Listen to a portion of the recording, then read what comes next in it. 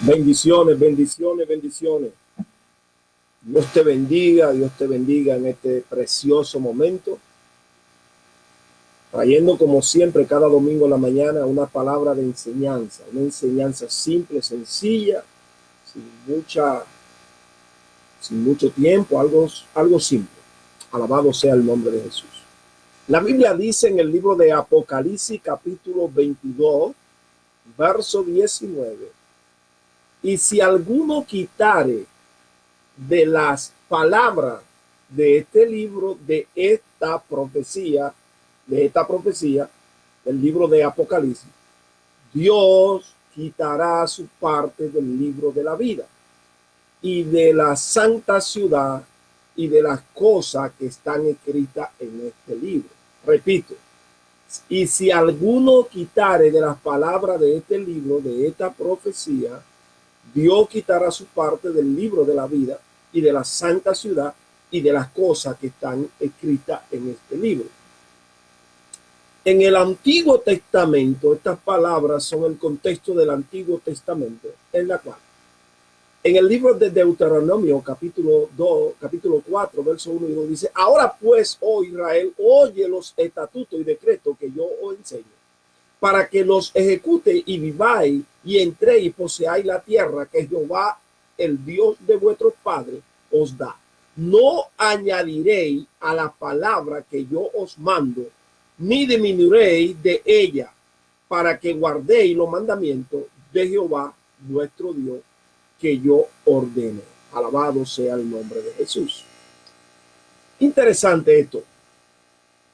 Dentro de lo que es el contexto histórico del libro de Revelación, Apocalipsis, en aquellos tiempos había una grande y poderosa persecución contra los que se declaraban como evangélico o seguidor del Mesías. Alabado sea el nombre de Jesús. Así que era de mucho cuidado en medio de esas grandes persecuciones que cualquier cosa que usted escribiera llegara a su destino seguro y sin ninguna alteración.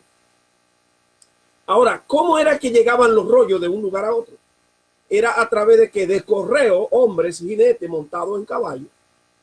Otros lo hacían a través de navegación usando la vía mar, que era toda la orilla navegando en el mar, y lo llevaban y los colocaban en un lugar. Pero estos rollos eran especiales. ¿Por qué?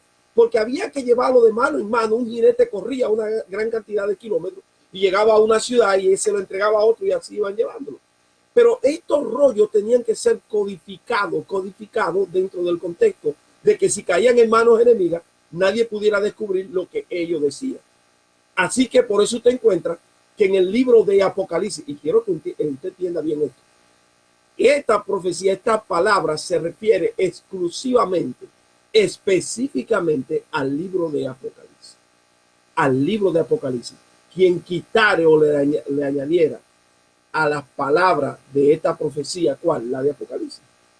¿Por qué? Por el contexto histórico que estaba viviendo el pueblo de Israel. Así que cuando el jinete iba en el caballo y llevaba ese rollo tenía que llegar a su destino salvo y salvo, era sellado, nadie podía abrirlo, pero no era solamente Juan que estaba escribiendo, había muchas personas escribiendo y mandando rollo, muchas personas como hoy, que supuestamente Dios le está revelando a muchas personas. Quiero decirle que solamente profecía apocalíptica hay más de 100 rollos, 100 libros que no están en la Biblia. Profecía apocalíptica. Hay más de 100 rollos que no están en la Biblia, que no están en nuestra Biblia. Hay apocalipsis de todo tipo, apocalipsis de Pedro, apocalipsis de Pablo, apocalipsis de Juan, un sinnúmero de libros de profecía apocalíptica. Entonces, cuando Juan escribía, todo lo que Juan escribió en el libro de Apocalipsis, todo fue un código. Y el código era que para guardar de que la carta no cayera en manos de los romanos. Por eso usted encuentra que Juan dice en algún lugar del capítulo 13, quien tenga inteligencia, cuente el número de la bestia, pues número de hombre y su número es 666. Es decir, que él se está refiriendo a un personaje en específico, Ahora, ¿quiénes conocían ese personaje? Ese personaje lo conocían solamente los evangélicos. Pero, atención a esto, los seguidores del Mesías lo conocían, pero los romanos no sabían que cuando ellos se referían a la bestia, se estaban refiriendo al emperador de turno. No lo sabían. Así que era necesario que ese código llegara que guardado y que cuando llegara a donde los destinatarios ellos lo leyeran, lo entendieran y que nadie en el camino podía que alterar lo que Juan decía. Así que cuando usted escucha que alguien está interpretando la Biblia, ponga atención a esta parte, alguien está interpretando la Biblia y desde tu contexto, desde tu como visión o desde tu información que tú tengas por tu formación, tú entiendes que está errado y tú una vez te aventura a decir que le está quitando, le está alterando la Biblia y que su nombre va a ser removido del libro de la vida, te tengo noticia, está en un gran error. No tiene nada que ver. Lo que se refiere el libro de Apocalipsis, capítulo 22, verso 19, es exclusivamente a las profecías apocalípticas. Las profecías apocalípticas que estaban siendo enviadas de ciudad en ciudad. Ponga atención, mire lo que dice. Primero comienza en singular y dice, escribe a la iglesia de la Odisea. Ahí va el rollo, a la iglesia de la Odisea. Y al final dice, el que guarde las palabras de esta profecía, o bienaventurada son las iglesias que leyeron esta profecía. Es porque en la Odisea no había una iglesia, sino que habían varias iglesias y el rollo había que leerlo en cada una de las iglesias. Así que siendo un círculo Asia Menor, las 7 ciudades que se envían, que aparecen en el libro de Apocalipsis capítulo 3, capítulo 2 y capítulo 3, ese jinete tenía que llegar a cada una de esas ciudades con ese rollo y había que guardar la integridad del rollo, que nadie lo abriera, mucha atención, solamente el destinatario, o sea, quien lo recibía era que lo iba a abrir. Ningún jinete en el camino se atrevía a abrir el rollo y alterar lo que decía ahí. Ten mucho cuidado con tu mandar para infierno o quitar del rollo, del libro de la vida, el nombre de cualquier predicador, de cualquier pastor, de cualquier apóstol, maestro o quien sea, porque tu interpretación esté totalmente en desacuerdo con la que él tiene. No tiene nada que ver. Tú tienes que leer la Biblia dentro de su propio contexto, de tiempo, de geografía, de su cosmopolítica. Tienes que leerlo así. ¿Por qué? Porque si tú lees hoy la bestia de los 7 cabezas y los 10 cuernos, tú no has encontrado nunca una bestia con 7 cabezas y 10 cuernos. De hecho, te voy a decir que no la vas a encontrar. No hay una bestia con 7 cabezas y 10 cuernos. Tiene que entender el lenguaje que está usando el escritor para esconder dentro de ese lenguaje una verdad que solamente un grupo de personas conocían.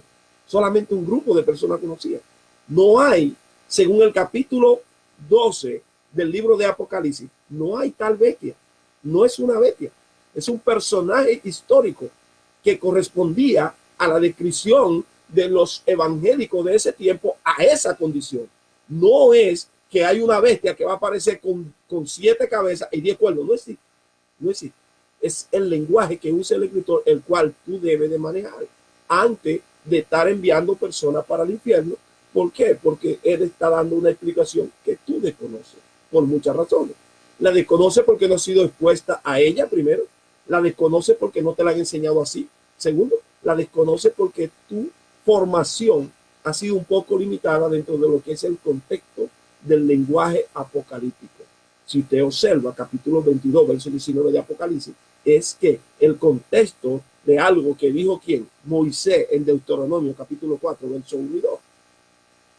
Ahora, ¿quién tiene poder para quitar una palabra de la Biblia? La respuesta es nadie. Nadie tiene ese poder. Todo lo que tú vas a encontrar que interpretación en relación a la Biblia. Y eso no te manda al infierno a nadie. Porque si fuera así, todos los cristianos de todas las épocas no hemos equivocado. Y si ese fuera el caso, el primero que estuviera en el infierno fuera el apóstol Pablo. Sí, el apóstol Pablo.